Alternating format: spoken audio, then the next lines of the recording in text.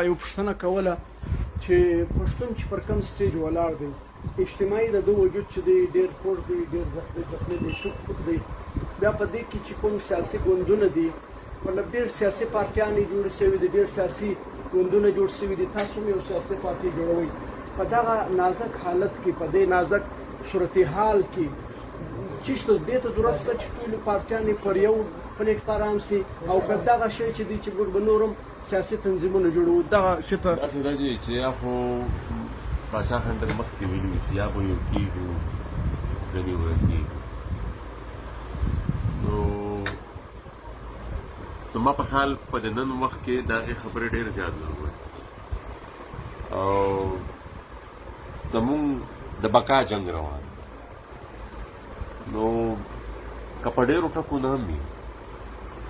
خو په یو څو بنیادي ټکو باید ټول پښتانه سره په یو خلا شي هغه په هر شکل کې دی په هر رنګ کې دی د هر ګوند په نوم باندې دی ځکه چې که دا یووالی موږ ونه کړو دا اتفاق موږ ونه کړو نو مطلب دا کوم تباهي چې زموږ وشوه یا کوم نقصان چې قوم ته ورسېدو یا کوم مرګ ژوبله کومه وینه به د خبره باندې پوه شوه زما په خیال د دې نه هم زیاته لویه تباهي په دې خبره باندې را روانه دا زموږ اوس کامي فرض دی په موږ باندې داسې یو هڅه وکړو چې د نور یووالي او بیا ورپسې نوره چې څومره محکوم قومونه دي په دې ملک کې چې اوسېږي بیا د هغې سره هم خپل اواز یو که چېرې مطلب دا عمل ونه شو نو زما په خیال دا راتلونکي وخت څخه ډېر زیات ښه دی نو ستاسو مقصد دا دی چې یو کېدل پکار دی بیخي مطلب داسې تقسیمېدل نه دي مطلب ته وایې چې پوره ما تاسو ته ووایي چې مطلب ورته بیا بیخي څوک خو په یو څو ټکو کم از کم چې ټول اتفاق مطلب هغه بنیادي وجود چې د پښتانه وجود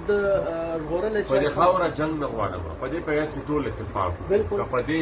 جماعت اسلامي ولې نه وي خو چې مطلب دلته په دې خاوره اوسېږي پښتانه یي که جمعیت ولې نه وي او نوره چې مثال څونه د بنسټپال ګوندونه دي دا که جمعیتونه دي که ګوندونه دي ټول باید په دې خبره یو پلیټفارم ته راشي او په دې یو ټکي چې کم از کم اتفاق وکړو چې بهی جنګ نه غواړو په د خپله خبره که په هر رنګ او په هر شکل باندې په د خپله خبره باندې جنګ نه غواړو نور سیاست ته هر سړی به یې کوي لګیا به وي خو که دلته زه ژوندی وم نو سیاست به وکړم خو چې ژوندی نه وم نو زه به د سیاست ته څه وکړم نو سیاست ته هر سړی خپل کوي نو چې کم از کم په دې یو ټکي باندې ټول اتفاق وکړي چې په خپله مطلب دا دی چې د جنګ نه غواړم په خپل لوی کار افغانستان کې جنګ نه غواړم مطلب د پښتانه په وجود باندې د ده په ژوند باندې باید کمپرومایز نه وشي د ده وجود باید بچ کړو له هغه بعد در سړي خپل لاره ده چې سیاست ته ما تاسو ته وویل چې لګیا دي خلک پرې کوي خو کوي به هم سیاست خو پکار ده چې سړی وکړي بنیادي شی دی بنیادي شی د ژوند تېرولو زمونږ خو تر ټولو د تباهۍ د ټولو نه غټه وجه هم دغه ده چې مثال زمونږ خلکو سیاست نه دی کړی سیاست ته هر سړی کوي بیا په سیاست کې د هر سړي خپل نظر وي خو چې په یو بنیادي ټکي باندې دا اتفاق وشي په د لر او بر افغان وطن کې موږ ورته جنګ نه غواړو او چې څوک هم جنګ کوي او تشدد کوي ټول به په شریکه دغې قوتونو غندنه کوو هغه که د پاکستان فوج دی او یا مثال